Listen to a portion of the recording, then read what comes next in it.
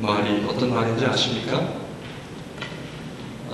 미국과 캐나다는 이 백인들과 이렇게 많은 접촉을 사실은 하고 있지는 않지만 미국 이 중남미 같은 경우는 현지인들과 많은 접촉을 합니다. 그래서 외국 사람들이 한국말을 따라할 때 이렇게 배울 때 제일 먼저 배우는 말이 빨리빨리입니다. 빨리빨리.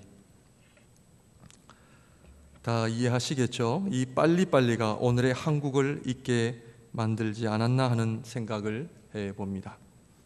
그래서 우리는 태어나자마자 빨리빨리 해야 합니다. 조금이라도 늦장을 부리면 혼이 납니다. 바보 소리 듣습니다. 태어나자마자 빨리 걸어야 합니다. 빨리 걷지 못하면 옆집에 있는 아이와 금세 비교를 당합니다. 옆집 아이는 돌 전에 걸었는데 너는 뭐가 부족해서 못 걷느냐. 그래서 빨리 걷게 하려고 막 일으켜 세웁니다. 혹시 얘가 장애아가 아닌가? 이제 걷고 나면 말해봐, 말. 아빠, 엄마 해봐. 말이 느리네. 옆집 아이는 2살이 되어서 다 한글을 마스터했다는데 너는 왜 이렇게 말이 늦냐? 얘는 벙어리 아니냐? 기저귀도 빨리 떼야 됩니다. 빨리 하지 않으면 우리는 금세 바보 멍청이라는 소리를 들으며 살아야 됩니다. 그런데 우리가 지금 돌이켜보면 말을 조금 늦게 배웠다고 해서, 조금 늦게 걸었다고 해서, 조금 늦게 기저귀를 뗐다 해서 손해를 보았다거나 인생에 있어서 그렇게 후회스럽다라는 생각은 하지 않습니다. 제가 청년 시절에 남미의 칠레와 아르헨틴 사이에 있는 안데 산맥을 간 적이 있습니다.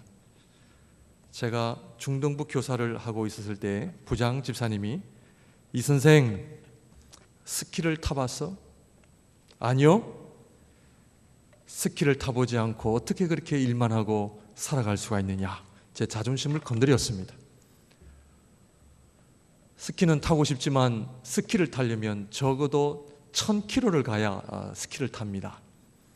그 부장 집사님의 이야기는 자기랑 같이 한번 스키 타러 가자는 거예요. 한참 일을 하고 돈을 벌어야 하는 그 시점에 웬 스키라는 말이 웬 말인가. 제 자존심에 상처가 돼서 부모님께 허락을 받고 제가 스키 타러 한번 갔다 오겠습니다. 스키를 타야 인생에 감동이 있고 스릴이 있답니다. 그래서 비행기 표는 없고 버스표를 모아서 1400km가 되는 거리를 버스를 타고 갔습니다. 제정신이 아니죠? 제정신이 아닙니다. 버스를 타고 내리는 순간 내가 스키를 타러 버스를 20시간 넘게 탔는가? 선교 간 것도 아니고. 부에노스아이레스에서 출발하여 그 안데 산맥에 도착을 하니까 한국분 가이드가 나왔습니다. 스키장까지 차로 안내를 하는데 이분이 그 안데 산맥 그 꼬불꼬불한 길을 시속 120km 이상으로 달리기 시작합니다. 그때 저희 일행이 4명이었는데 120km 이상을 달리는 차 안에서 안데스가 어떻게 생겼는지를 제가 모릅니다. 가는 동안 구경 대신 120km가 넘게 달리는 차 안에서 운전자처럼 앞만 내내보면서 두려움과 떨림으로 갔습니다. 당연히 그 가이드는 한국분이셨는데 몇십 분 더 빨리 가야 한다는 신념 때문에 우리 일행 모두는 안데스 산맥의 아름다운 경치를 만끽하지 못했습니다. 돌아올 때는 안 불렀습니다. 버스를 타고 가자 그래서 천천히 돌아왔던 기억이 납니다. 빨리 성공하고 자리를 잡아야 한다는 생각 때문에 내 옆에 있는 이웃이 누구인지, 이 세상에 아름다운 것들이 너무나 많은데 바쁘다는 이유 하나만으로 그 아름다움을 보지 못하고 그냥 지나치며 살아가는 것은 아닌지요. 안데스 산맥 안에 위치한 스키장을 가는 동안 옆을 지나치는 수많은 아름다운 자연의 모습을 보지 못하고 빨리 가야 된다는 이 마음 때문에 그 많은 아름다운 나무들과 강들과 그리고 집들과 그런 아름다운 모습을 다 놓쳐버린다는 거죠.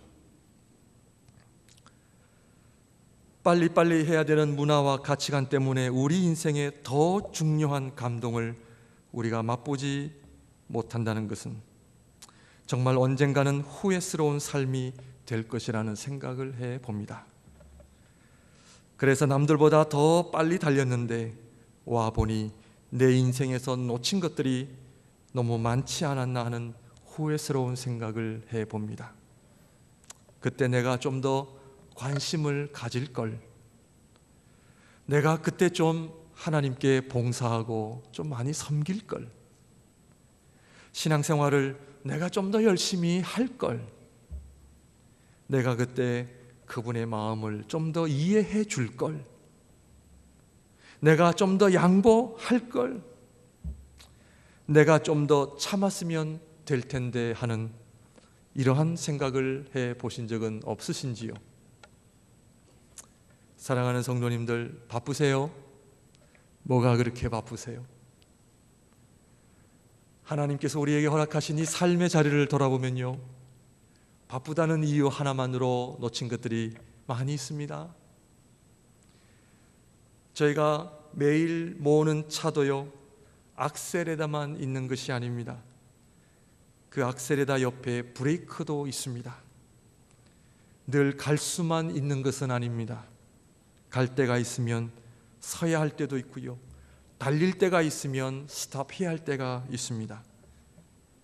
인생이라는 길목에서 가끔씩 나타나는 스탑 사인이 내 마음에는 안 들지만, 그러나 그 스탑 사인 때문에 한 번씩은 서야 하는 것이 우리 인생의 이치가 아닌가 하는 생각을 해봅니다. 시간을 좀 더 보내시길 바랍니다. 오늘과 같은 이 주일을 맞이하여 우리의 삶 속에 이 스탑 사인과 같은 이 시간, 주일 예배, 바쁜 일선을 내려놓고 사업과 직장을 좀 더 내려놓고 좀 쉴 수 있는 여유, 하나님 앞에 예배 드릴 수 있는 그 시간, 이러한 시간을 통해서 내가 놓치며 살고 있는 것은 무엇인지, 그런데 분명한 것은요, 인생의 마지막 순간이 다가올 때 내가 돈을 좀 더 못 벌었구나 하는 후회는 하지 않을 것 같습니다.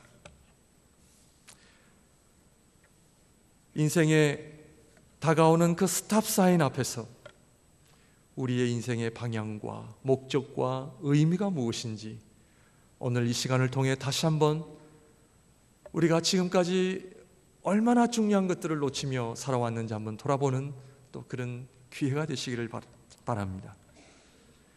요즘 수요 기도회마다 사도행전을 묵상하고 기도하고 있습니다. 사도행전은 성령의 행전이라고도 하고 교회 이야기라고도 합니다. 특히 앞부분인 2장에서 4장은 초대교회 성도들이 어떻게 신앙생활을 했는지를 잘 보여주고 있습니다. 사도행전을 읽을 때마다, 초대교회 성도들의 모습을 볼 때마다 그들은 참 신나게 신앙생활을 했던 것을 보게 됩니다. 멋있게 신앙생활을 했던 것을 보게 됩니다. 후회가 없을 정도로 하나님 앞에 성령 충만, 은혜 충만, 우리의 삶을 뒤돌아볼 때에 정말 후회하지 않을 만큼 너무나 멋있는 교회 생활, 신앙생활 했던 것을 보게 됩니다. 그래서 저는 오늘 여러분들과 함께 저희가 합동 감사 예배를 드리면서 후회 없는 삶, 특별히 후회 없는 교회 생활, 후회 없는 믿음 생활을 살려면 어떻게 해야 되는가, 두 가지를 오늘 여러분들하고 하면 내가 살아있는 생명체라는 의미입니다. 죽은 사람은 감동을 느끼지 못합니다. 그러나 살아있는 사람은 감동이 있고 감격이 있고 은혜가 있고 활력이 있고 생동감이 넘친다는 사실을 우리는 알아야 합니다. 아무리 조화가 이뻐도 생화만큼 감동을 주지는 못합니다. 죄가 무엇이냐? 하나님의 생명으로부터 분리하는 것입니다. 왜 저희가 나이가 들면은 점점 죽음이 가까이 오는지 아십니까? 그것은 죄로 말미암아 하나님의 생명으로부터 멀어지기 때문에 그렇습니다. 신앙생활은 뭐냐? 우리 안에 하나님의 생명이 들어오는 것입니다. 하나님의 생명이 우리 안에 들어올 때에 죽을 수밖에 없는 우리 인간이 다시 한번 살아나는 역사가 일어나게 된다는 것입니다. 죄라고 하는 것은 생명력의 상실입니다. 생명력이 없을 때에 삶은 더 이상 감동적이지 않고 감격이 일어나지 않고 지루하며 따분해지며 재미가 없어지는 것입니다. 그것은 바로 생명이 상실되어져 가고 있다는 의미입니다. 제가 왜 이런 말씀을 드리느냐? 하나님의 말씀을 왜 우리가 배우고 하나님의 말씀 앞에 왜 우리가 나아가야 하다? 하나님의 말씀은 하나님의 생명을 부여받는 일이기 때문에 그렇습니다. 하나님의 말씀으로 나아갈 때에 우리 부모님께서 물려주신 이 생명은 언젠가는 죽는 생명입니다. 여러분 안에 혹시 우리 부모님께서 주시는 생명만 가지고 있습니까? 이 생명은요, 갈수록 힘이 없어지는 생명입니다. 갈수록 생명력이 떨어지는 그런 생명입니다. 그런데 우리가 주님을 믿을 때, 하나님을 믿을 때, 하나님의 말씀을 대할 때 우리 안에 새로운 하나님의 생명이 우리 안에 들어와 이 생명은 시간이 지나도 날이 갈수록 강건해지고 새로워지는 생명이라는 것을 여러분들 알고 계십니까? 겉사람은 후패하나 속사람은 날로 새롭도다. 이것이 하나님을 믿는 사람의 감동이요 감격이요 고백이라는 사실을 알고 계십니까? 나의 성공, 내가 고집하는 그 삶 때문에 함께 살아가는 생명과 나눔이 사라지고 서로의 마음과 이야기를 틀어줄 수 없는 이 바쁜 현대사회가 결국 우리의 생명력을 더 약하게 만들고 있다는 것을 알아야 합니다. 이 세상은요, 생명을 중요시 여기지 않습니다. 이 세상은 당신 얼마나 가졌어요? 얼만큼 돈이 있어요? 얼만큼 이뻐요? 잘생겼어요? 생명을 이야기하는 것 같지만 생명이 아닙니다. 어느 학교 나왔어요? 생명을 지닌 인간이 더 이상 생명을 인정하지 않고 물질로 바꿔버릴 때 이것이 오늘 우리를 유혹하고 넘어뜨리는 이 어두움의 세력의 전략인 것을 여러분들 알고 계십니까? 오늘날 많은 병들이, 새로운 이상한 병들이 생겨나고 있습니다. 그 이유는요, 우리 안에 생명력이 잃어가고 있다는 증거입니다. 한 사람의 소중함, 한 영혼의 소중함. 그런데 우리는 좋은 학교 나왔다고 해서 내 어깨가 펴지고, 우리 집에 돈이 많기 때문에 내 어깨가 펴지는 것은 성경적이지 않습니다. 오늘 하나님께서 우리에게 주신 이 생명은 그런 생명이 아닙니다. 하나님의 형상대로 지음을 받은 생명, 이 생명은 하나님의 거룩한 생명으로 지은 이 생명은 날이 갈수록 더 새로워지고 더 많은 감동과 감격을 부어줄 수 있는 그런 생명이라는 것을 여러분들 알고 계십니까? 오늘 우리 하나님의 교회들이 생명력을 잃어가고 있습니다. 말씀을 볼 때에 은혜가 있습니까? 말씀을 대할 때에 내 안에 새로운 생명이 살아나는 역사가 일어나고 있습니까? 기도할 때에 은혜가 됩니까? 기도할 때에 성령 충만합니까? 오늘날 말씀과 기도는 있지만 생명력을 잃어가고 있는 오늘 교회들과 우리 크리스찬들이 이 신앙생활이 더 이상 믿지 않는 자들에게 매력으로 다가가고 있지 않다는 사실을 알고 계십니까? 왜냐? 생명력을 잃어버리고 있습니다. 초대교회 성도들이 사도의 가르침을 받았다고 하는 것은 하나님의 말씀을 대할 때 하나님의 숨결을 느낍니다. 마치 갓 태어난 어린아이가 어머니의 젖을 먹으면서 어머니의 숨결을 느낍니다. 어머니의 사랑을 느낍니다. 어머니의 포근한 그 따뜻함을 느낍니다. 그 아기가 어머니가 주는 젖만을 먹는 것이 목적이 아닙니다. 그 젖을 먹으면서 그 어머니의 숨소리와 숨결과 따뜻함을 통해 사랑이 무엇이며 은혜가 무엇이며 자비가 무엇이며 사랑의 힘이 무엇인지를 그 어린아이는 느낍니다. 우리 사랑하는 성도님들, 하나님의 말씀 앞으로 나오시기를 바랍니다. 하나님의 말씀은 하나님의 숨결이 있습니다. 하나님의 은혜가 있습니다. 우리를 붙드시는 손길이 있습니다. 우리와 함께 하시는 보호하심이 있습니다. 우리를 붙드시는 능력, 지혜, 강함, 이 세상을 승리하며 살 수 있는 충분한 은혜가, 능력이 하나님의 말씀에 있다는 사실을 알고 신앙생활 하십니까? 오늘날 이 서구 사회는 하나님의 말씀을 신학이라는 박스 안에 넣어버렸습니다. 그래서 많은 신학자들이, 물론 다 그런 것은 아닙니다, 하나님의 말씀을 지식으로만 접근하게 만들어버렸습니다. 그래서 오늘날 성경을 성경 공부라고 이야기합니다. 성경 공부로 끝나는 것이 아닙니다. 하나님의 말씀에 그들의 삶을 드렸다고 하는 것은, 하나님의 말씀은 창세기 1장에 보면요, 무에서 유를 창조하셨던 하나님의 말씀, 빛이 있으라 하심에 빛이 있었고 하늘과 땅, 이 우리가 살고 있는 온 모든 자연 세계가 하나님의 말씀으로 창조되었음을 믿으십니까? 하나님의 말씀은 무에서 유를 창조하는 능력의 말씀이심을 믿으십니까? 하나님의 말씀으로 나오십시오. 힘이 없습니까? 우리 사랑하는 자녀들, 지혜가 없습니까? 꿈이 없습니까? 하나님의 숨결이 있는 하나님의 말씀으로 나오십시오.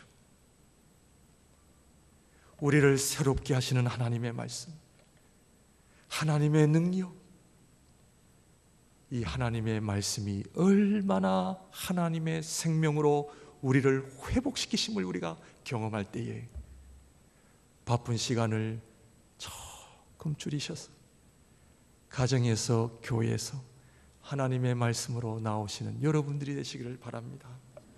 이 하나님의 말씀은 창조의 역사만 있는 것이 아닙니다. 사랑의 역사가 있습니다. 내가 너를 보배롭고 존귀한 자로 내가 세우노라. 아무리 부모님으로부터 버림을 받고 형제들로부터 버림을 받고 세상으로부터 버림을 받는다 할지라도 하나님의 사랑이 있는 사람은요, 이 세상을 넉넉히 살아갈 수 있는 힘이 있다는 것을 알고 계십니까?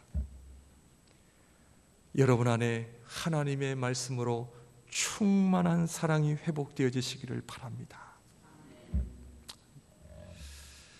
제가 유학을 가려고 결정을 할 때에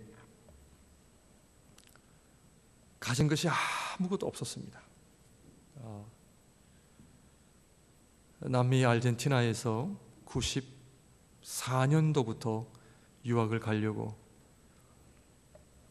제가 그렇게 몸부림을 쳤는데 94년도에 미국 LA에 있는 캘버리 채플 신학교에 입학을 다 받고 허락을 받고 가려고 했는데 미국 영사가 비자를 안 줘서 못 갔습니다. 너무 실망한 가운데 하나님, 왜 유학의 길을 이렇게 가로막습니까? 97년도에 다시 기회가 찾아왔는데 교수님이 캐나다 밴쿠버에 있는 리전 칼러지가 너무나 좋은 학교다, 추천서를 써주시겠다 하셔서 추천서를 받고 가려고 하는데 커다란 장애물이 저에게 있었습니다. 첫째는 돈이 없었습니다. 둘째는 영어가 안 되었습니다. 저를 만나는 분들이 두 부류가 있는데, 한 부류는 이 전도사님 가십시오, 믿음으로 가십시오, 그렇게 긍정적으로 말하는 분들이 계신가 하면, 또 다른 부류는 이 전도사님 잘못 갔다가는 한국말로 말하면 낙동강 오리알이 됩니다. 인생이 망가집니다. 이런 두 부류의 이야기를 듣고 나서 제 마음에 결정을 하지 못했습니다. 집안에 돈이 좀 넉넉했더라면 이런 고민 안 했습니다. 실패하더라도 한번 가보지 뭐. 그런데 그럴 만한 여유가 없었습니다. 하나님 어떻게 하면 좋습니까? 하나님께서 저에게 들려주시는 그 하나님의 마음이 뭐냐면요, 기도원에 들어가라, 그런 마음을 주셔서 제가 하나님이 살아계신다면 저에게 말씀해 주세요. 그래서 기도원에 들어가서 마태복음 1장부터 제가 묵상을 하기를 시작했습니다. 지금까지 부모님으로부터 교회를 통해 들었던 하나님이 아니라 오늘 살아계신 하나님께서 오늘 저에게 말씀해 주옵소서. 무에서 유를 창조하시고 사랑이 너무나 많으신 하나님, 치유하시는 하나님, 회복하시는 하나님, 그렇게 배워왔는데 다 기로한 채 저에게 말씀해 주세요. 마태복음 1장부터 읽기를 시작합니다. 우리 사랑하는 성도님들, 제가 신앙생활하면서 제일 많이 강조하는 것이 이것입니다. 하나님의 말씀을 함부로 대하지 마십시오. 믿음으로 나아가십시오. 하나님을 기대하는 마음으로 나아가십시오. 제가 마태복음 1장부터 읽는데요, 하나님의 숨결을 느꼈습니다. 하나님이 저와 함께 하시는 것을 느꼈습니다. 창세기 1장의 말씀이 지식으로가 아니라 저의 심령 속에 무에서 유를 창조하시는 능력의 말씀으로 저에게 다가왔습니다. 1장, 2장, 3장을 넘어가는데요, 하이라이트가 어디냐면요, 마태복음 17장. 예수님이 변화산상에 내려오셔서 제자들이 귀신 들린 아이를 쫓아내지 못하는 장면입니다. 예수님께서 제자들에게 패역한 세대여 어찌하여 믿음이 없느냐, 예수님께서 귀신 들린 아이를 고쳐주십니다. 그리고 주님 말씀하십니다. 누구든지 믿음이 있는 자는 이 산을 명하여 저쪽으로 옮길 수 있다라는 말씀입니다. 하나님께서 저에게 믿음이 있느냐? 그 믿음은 경원아, 어떤 믿음인지 아느냐? 불가능하다고? 안 된다고? 돈이 없다고? 내가 누구냐? 지혜가 없다고? 내가 누구냐? 우리 사랑하는 우리 부모님들 뿐만 아니라 우리 자녀들이여, 이 말씀을 잘 들으시길 바랍니다. 우리가 불행한 것은 돈이 없어서 아니에요. 우리가 어렵게 사는 것은 집이 헐고 차가 잘 가지 않아서 불행한 것이 아니라 하나님의 말씀을 제대로 몰라서 그래요. 제가 그 말씀을 읽고 사람의 말이 아니라 하나님의 말씀 앞에 제가요 유아 같습니다. 지금까지 암 굶고 하나님께서 물질과 지혜를 다 주셨습니다. 하나님의 숨결을 느끼시길 바랍니다. 지혜가 없습니까? 능력이 없습니까? 여러분 사업이, 여러분 직장에 어려움이 있습니까? 이 하나님의 말씀을 바쁜 삶을 조금 내려놓고 하나님의 말씀으로 나오는 여러분들이 되시기를 바랍니다. 말씀의 능력이 없으면요, 자꾸 신앙생활이 이상한 데로 흘러갑니다. 말씀으로 충만한 목양교회, 말씀으로 충만한 성도들이 되시기를 바랍니다. 말씀을 읽을 때에 어떻게 해요? 하나님의 생명의 역사가 내 안에 일어납니다. 두 번째로, 마지막으로, 말씀을 보면 그들이 사도의 가르침을 받아 서로 교제하고 떡을 떼며, 두 번째로는 떡을 떼는 삶입니다.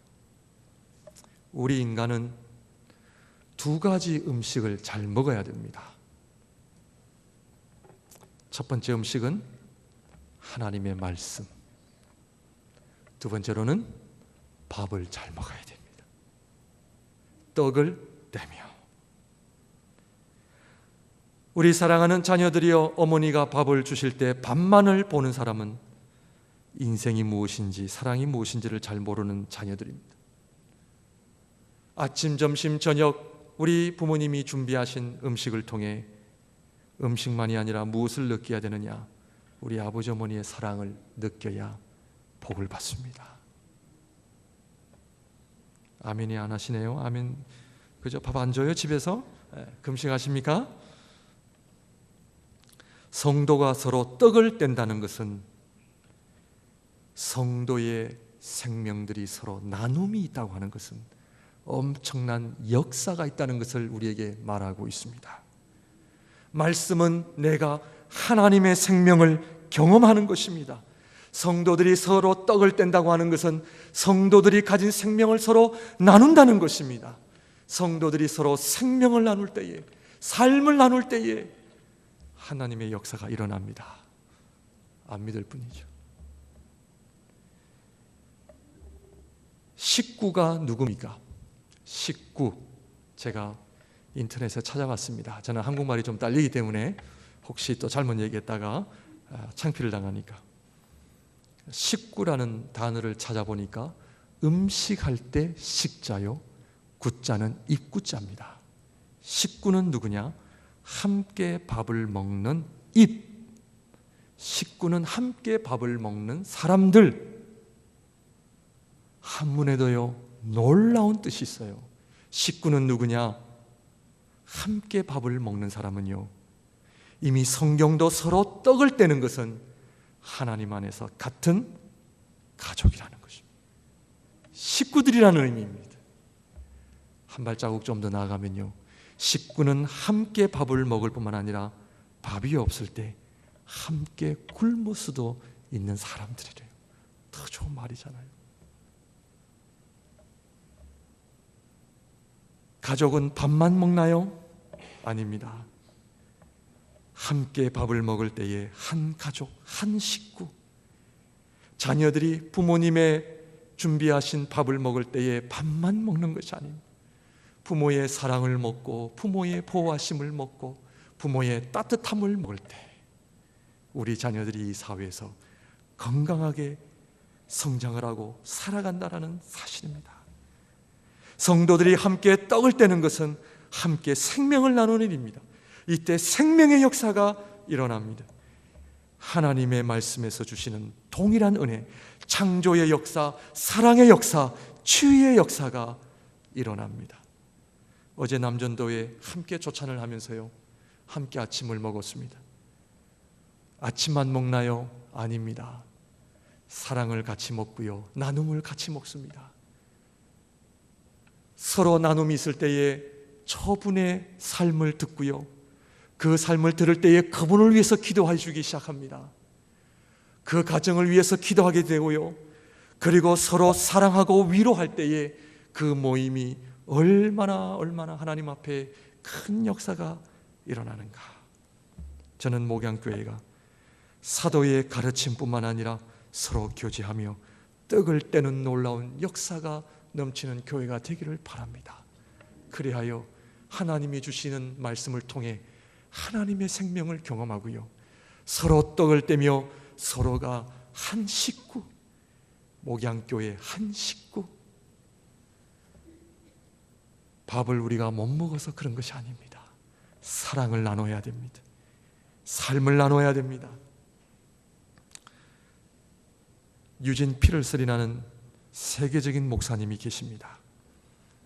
한국뿐만 아니라 이 북미에서 온 세계에서 사랑과 존경을 받는 유진 피럴슨이라는 목사님이 계시는데, 이 목사님께서 내가 다시 목회를 한다면 두 가지만을 하겠다. 첫째는 하나님의 말씀에 내 온 삶을 드리겠고, 두 번째로는 성도들을 신방하는 일에 내 모든 삶을 드리겠다. 하나님의 말씀은 하나님의 생명을 먹는 일이고요, 성도들을 신방한다고 하는 것은 성도들과 함께 삶을 나누며 서로 교제하며 떡을 뗄 때에 이 몸된 교회는 아직도 세상을 향하여 간증할 수가 있고, 소망을 줄 수 있고, 따뜻함을 줄 수 있고, 생명력을 줄 수 있다는 사실을 기억할 때에 오늘 우리의 영혼은 너무 바쁘다는 핑계로 영양실조에 걸려 있는 것은 아닌지 다시 한번 하나님의 말씀과 서로 성도들과 함께 서로 떡을 떼며 교제하며 살아가는 여러분들이 되시기를 바랍니다. 기도하겠습니다.